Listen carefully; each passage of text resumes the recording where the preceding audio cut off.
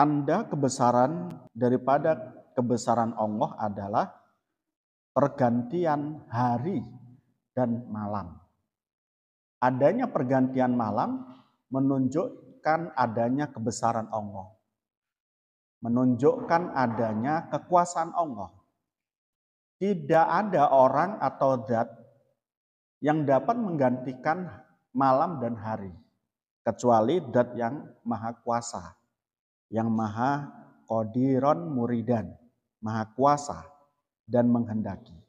Nah, ketika terjadi pergantian hari dan malam, pasti ada kekuasaan besar di dalamnya. Karena matahari itu diputari oleh bumi. Dan perputaran bumi itu selalu tepat. Kapan dia akan malam, kapan dia akan menjadi siang. Nah, itulah tanda kebesaran Allah. Nyatanya, mereka orang-orang ahli Mekah atau kufarul Mekah itu tidak beriman kepada Allah. Ada dua dugaan. Kenapa mereka tidak beriman kepada Allah? Meski ada tanda-tanda yang nyata untuk mengetahui kebesaran Allah. Yang pertama adalah karena kebodohan mereka. Tidak pernah menggunakan akal sebagai tadabbur, mengambil hikmah dan pelajaran dari apa yang diketahui dan dirasakan. Itu yang pertama. Yang kedua, orang kafir Makkah tidak beriman karena sombong. Sebegitu nyatanya tanda kebesaran Allah, tapi kemudian tidak dapat melihat kebesaran Allah. Jadi jelas bahwa itu adalah tanda daripada adanya Allah dan kekuasaannya Allah. Tetapi mereka nggak ngerti. Itu karena sombong. Ngerti tapi pura-pura nggak ngerti. Untuk apa? Melindungi keyakinan mereka sebelumnya. Apa keyakinan mereka? Mereka menyembah berhala. Bapak mereka menyembah berhala. Kakek mereka menyembah berhala. Itu yang dipertahankan oleh orang-orang kufarul Makkah. Apa itu saja? Ya tentu tidak. Sebagaimana saya sering katakan, ketika Nabi Muhammad diutus menjadi seorang nabi, dan bahkan sebelumnya, itu konflik suku di zaman Nabi itu sudah muncul dan sangat menjadi tren. Suku lain tidak boleh mengungguli suku yang lainnya. Ya, suku A tidak boleh unggul daripada suku B. Sebaliknya suku B juga tidak boleh unggul menurut suku A. Kelompok lain tidak boleh mengungguli kelompok lainnya. Kelompok lainnya tidak boleh mengungguli kelompok yang lainnya. Ada semacam itu konflik yang disebut dengan konflik suku. Jadi semua suku pingin unggul-unggulan. Semua kelompok masyarakat itu pingin unggul-unggulan. Nah, sementara di dalam Islam, perbedaan kelompok, perbedaan suku itu adalah menjadi rahmat harusnya. Tapi di situ waktu itu tidak. Menjadi sesuatu yang berlomba-lomba untuk menjadi mulia. Keturunannya ini menganggap dirinya lebih mulia daripada keturunan yang lainnya. Keturunan ini ingin menjadi mulia dibanding keturunan yang lain. Dan itu selalu begitu. Dan itulah kemudian memunculkan apa? Kesombongan-kesombongan suku, kesombongan-kesombongan kelompok. Terus kemudian memunculkan strata sosial yang tajam sekali. Mana suku ini tidak lebih kuat dibanding suku ini. Mana anaknya orang ini tidak lebih kuat dibanding anaknya orang ini. Itu konteks pada zaman dahulu ketika Nabi Muhammad diutus menjadi seorang nabi. Nabi Muhammad itu sebetulnya keturunan Bani Hashim dan Bani Quraisy, akan tetapi justru kemudian beliau tidak memiliki kekayaan sebagaimana orang lain itu dalam tanda kutip. Masih kalah dengan Abu Lahab, masih kalah dengan Abu Bakar kekayaannya dan lain sebagainya. Sehingga ketika Nabi Muhammad muncul sebagai seorang nabi yang mengaku utusan Allah, ini tidak banyak yang menerima. Tidak banyak yang menerima. Sebagai satu catatan, para wali songo menyebarkan agama Islam dan mereka mendapat pengaruh di masyarakat. Kenapa? Salah satunya mereka adalah punya kekayaan. Cukup punya kekayaan, tidak, mereka punya ilmu. Cukup punya ilmu, tidak, mereka juga punya akhlak. Cukup punya akhlak, mereka menghargai pribumi. Mereka datang dari Gujarat, mereka datang dari Uni Soviet, atau sekarang itu apa? Saya lupa itu. Itu membawa kearifan atau menghargai kearifan lokal yang ada. Nah, itu kemudian para wali songo ini dapat diterima oleh masyarakat dan bisa menyebarkan agama Islam. Nah, itu karena dihargai. Karena dihargai. Nah, Nabi Muhammad justru sebaliknya. Dalam konteks tertentu, Nabi Muhammad memiliki keturunan yang baik atau memiliki nasab yang baik. Tetapi dalam konteks tertentu, beliau itu yatim piatu. Sehingga ekonominya tidak sebagus yang lain. Nah, ini yang kemudian dianggap sebelah mata. Nah, ketika pada saat itu, ini menjadi ujian bagi umat yang ada waktu itu, yang masih memuliakan orang manakala punya kekayaan, punya nasab kakek-kakeknya yang baik. Nah, itu kekalahan Nabi Muhammad sehingga sulit untuk diterima. Nah, tetapi sekali lagi beliau itu menjadi ujian, ya. Beliau menjadi ujian bagi umat-umat atau masyarakat waktu itu untuk beriman atau tidak. Nah, beda dengan dakwahnya Wali Songo ke Indonesia. Jadi mereka itu, Wali Songo itu kompleks kemampuannya dalam berdakwah. Kaya, oke, kaya mereka. Karena pedagang. Mereka berdagang dan bisa mempengaruhi kerajaan-kerajaan waktu itu. Nah, kalau tidak punya apa-apa, nggak mungkin bisa berpengaruh di kerajaan. Kita harus tahu bahwa dalam dakwah itu tidak hanya mengandalkan nekatnya, tetapi harus lengkap tadi itu. Diakui atau tidak ya. Di dalam masyarakat kita itu juga sama kok. Nenek kiai diundang ceramah pakai sepeda motor, itu pasti dipandang sebelah mata. Tetapi kalau kiai kemudian pakai Alphard, itu justru berbeda sikap. Nah, rebutan cucuk tangan, ya, atau cium tangan dan lain sebagainya. Tapi yang biasa-biasa itu pasti.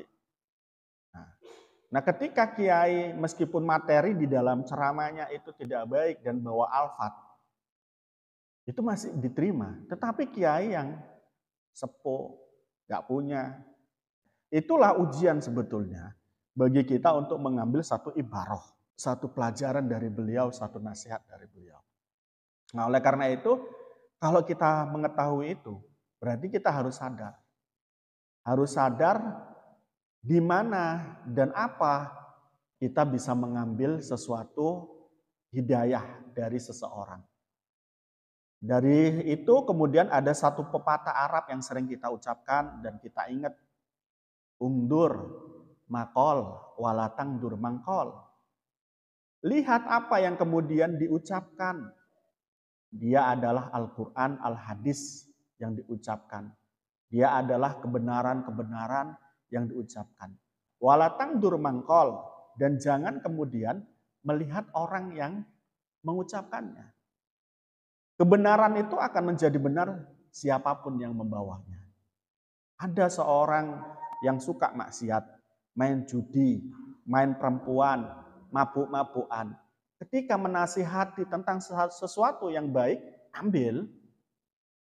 Tapi kalau mendorong kepada yang buruk, tinggalkan. Dan sebaliknya manakala ada kiai, ada gus, ada habib, kok mengarahkan kepada sesuatu yang tercela, mengadu domba, memaki-maki sesama, jangan ambil, jangan ikuti, jangan taati.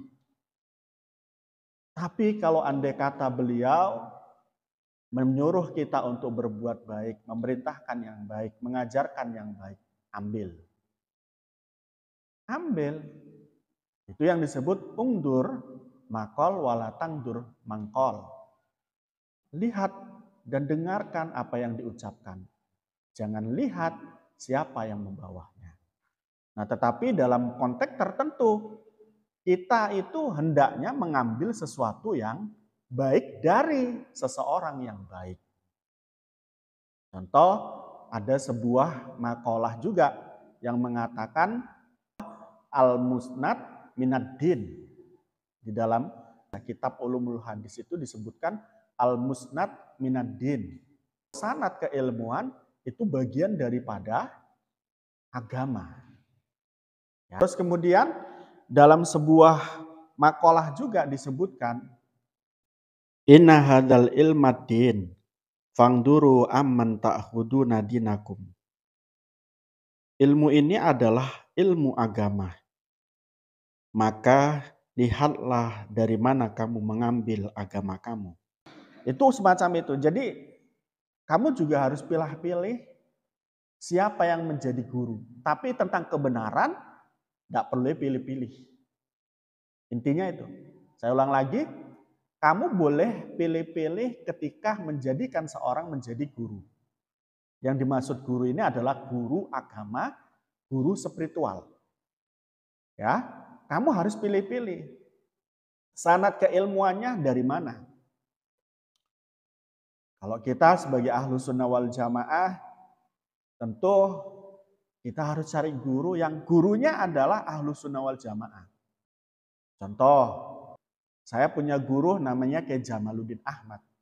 Kiai Jamaluddin Ahmad itu punya guru namanya Kiai Wahab Hasbullah. Kiai Wahab Hasbullah itu punya guru namanya Mbah Khalil Bangkalan, kemudian Mbah Hasyim Asy'ari. Mbah Hasyim Asy'ari itu berguru kepada Mbah Yasin Al-Padani, Mbah Nawawi Bantani, dan lain sebagainya, sampai ke sana. Yang semuanya keilmuannya adalah Ahlus Sunnah wal Jamaah Nahdiyah, dalam tanda kutip, yang mengakui 4 imam madhab. Nah, itu begitu. Dalam fikih, 4 imam madhab dalam fikih. Kemudian tasawuf, 2 imam madhab. Kemudian tauhid, 2 imam madhab. Kemudian qiraatus sab'ah di dalam baca Quran. Dan juga kutubus sittah di dalam ilmu atau di dalam kitab-kitab hadisnya. Itu adalah guru yang sesuai dan linear terkait tentang ahlus sunnah wal jamaahnya. Cari guru yang semacam itu. Yang kedua, cari guru yang mendamaikan, yang memberi rasa toleransi kepada sesama, yang tidak suka mengolok-ngolok orang lain atau kiai lain, yang tidak suka mengadu domba dan membuat keributan di masyarakat. Cari kayak gitu. Nah, itu dalam bidang mencari ilmu agama. Kalau kebenaran dari siapapun, kalau itu benar, ambil. Termasuk juga dari pelacur, termasuk juga dari pemabuk, penjudi, dan lain sebagainya. Kalau benar, ambil. Tapi jangan jadikan itu guru. Dan jangan juga jadikan guru meskipun makomnya makom yang tinggi di dalam kehambaan. Makom yang paling tinggi itu adalah makom fana. Makom fana itu contohnya adalah Syekh Siti Jenar. Tinggi makom kehambaannya tetapi tidak bisa menjadi guru. Hanya saja dihormati. Nah, dijadikan guru itu maksudnya apa? Perbuatannya kok dicontoh. Tidak bisa. Orang yang fana oleh Allah dicabut mukalafnya atau status mukalafnya. Sehingga dia tidak usah sholat, tidak usah puasa. Kalau kamu berguru kepadanya, nanti kamu niru-niru gak sholat. Makommu beda. Makom fana. Atau majdub, jadab, gila karena Allah.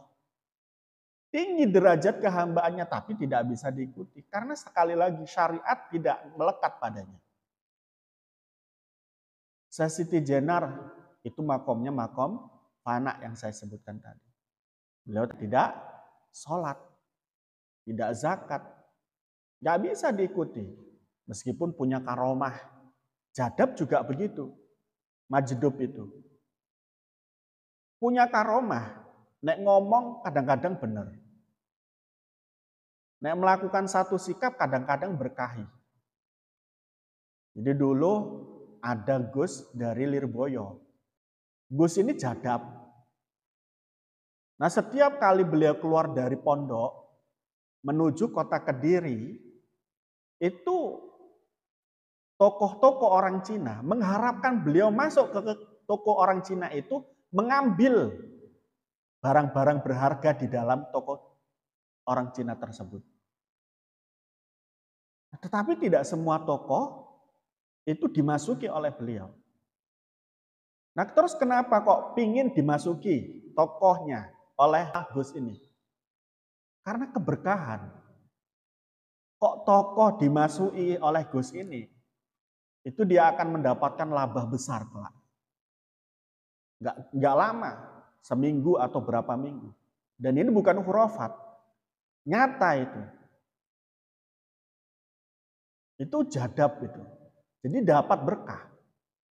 Nah Gus ini kadang-kadang itu ketika ke kota Kediri, ketika punya uang, naik becak, uang yang semuanya ada di kantongnya itu dikasihkan tukang becak. Sehingga tukang becak pun itu kadang-kadang mengharapkan beliau itu naik di becaknya meskipun menempuh jarak puluhan kilo ya. Tetapi kalau tidak ada uang, itu nggak dibayar. Sekali lagi, ini kita hormati, tapi untuk tidak diikuti dalam perilaku. Nah, oleh karena itu sebaliknya berarti, bagaimana mencari guru yang bagus? Satu, syariatnya harus oke. Tasawufnya harus oke. Hakikatnya harus oke. Sehingga tidak boleh mencari guru meskipun dia pointer dalam ilmu tertentu, tapi nggak melakukan syariat. Tidak melakukan hakikat. Tidak melakukan thoriqoh. Nah, sehingga di dalam mencari ilmu sebaliknya harus baik syariatnya, baik thoriqohnya, baik hakikatnya. Nah, syariat itu apa? Dia menjalankan ibadah-ibadah. Syariat, contohnya sholat, contohnya puasa, contohnya zakat, dan lain sebagainya. Itu namanya syariat. Yang kedua, dia pintar tasawuf. Orang yang berhakikat ini biasanya adalah orang-orang yang akhlaknya bagus. Akhlaknya bagus. Dia punya sifat wirai. Wirai itu apa? Tarku subhat. Meninggalkan sesuatu yang subhat. Sesuatu yang tidak jelas dia tinggalkan. Contoh, dibantu oleh pemerintah. Dia katakan itu subhat. Kenapa pemerintah itu mengumpulkan uang bukan hanya dari pajak, tetapi kemungkinan besar dari rampasan. Karena ada rampasan. Rampasan maksudnya itu penyitaan. Dari uang-uang pajak pabrik minuman. Dari pajak diskotik. Dia tidak mau itu. Itu subhat namanya. Karena tidak jelas ini halal atau haram. Dia punya sifat tawadu, rendah diri. Tapi bukan menganggap dirinya rendah. Rendah diri, menganggap tidak punya apa-apa, tidak bisa apa-apa, terus kemudian bukan siapa-siapa. Memiliki sifat zuhud. Zuhud itu apa? Zuhud itu adalah tarkud dunya. Kalau tadi wirai tarkus subhat, kalau zuhud itu tarkud dunya. Tarkud dunya itu bagaimana? Kaya dia, tapi kekayaannya tidak menjadikan dia sibuk terhadap kekayaannya. Dia anggap kekayaan itu adalah milik Allah, penitipan Allah. Jangan kemudian dikatakan zuhud itu manakala tidak punya apa-apa. Dia punya sifat apa? Sabar. Dia punya sifat apa? menghargai orang lain. Dia tidak punya sifat sum'ah, pamer. Meskipun dia bisa membelah sukma, badannya di sini, tapi juga ada di Mekah contohnya. Itu tidak pernah dicerita-ceritakan. Itu orang-orang yang hakikat. Kemudian torikoh. Torikoh apa? Dia mengamalkan amalan-amalan wirid. Amalan-amalan amal yang diistiqomai selain wirid. Contohnya ngaji istiqomah. Mengerjakan sesuatu istiqomah. Jadi kamu itu hargai orang yang punya keistiqomahan. Contoh di rumahmu ada orang kok senengnya nyapu pasar tanpa digaji. Terus kemudian ada orang kok berbuat baik tanpa upah, dilakukan secara istiqomah. Contohnya apa kira-kira kalau di rumah? Ada nggak? Jarang ya. Kebanyakan di rumah kita itu adalah orang melakukan sesuatu karena kepentingan. Nah ini bukan kepentingannya dia, tapi dia melakukannya. Yang paling kecil adalah istiqomah sedekah, meskipun dia tidak punya, meskipun sedikit yang diberikan. Jadi saya contohkan di pondok saya ada seorang ibu, ketika beliau punya apa-apa, itu dibawa ke pondok ketika dia berlebih dalam tanda kutip. Contoh dia punya gori, itu dibawa ke pondok.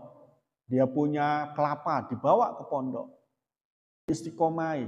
Nah itu kita hormat sama orang-orang semacam ini. Ada orang kok kemudian pondok bangun asrama, kemudian dia selalu ikut dalam ngecornya, meskipun tidak dibayar waktu itu. Nah, itu juga harus dihargai.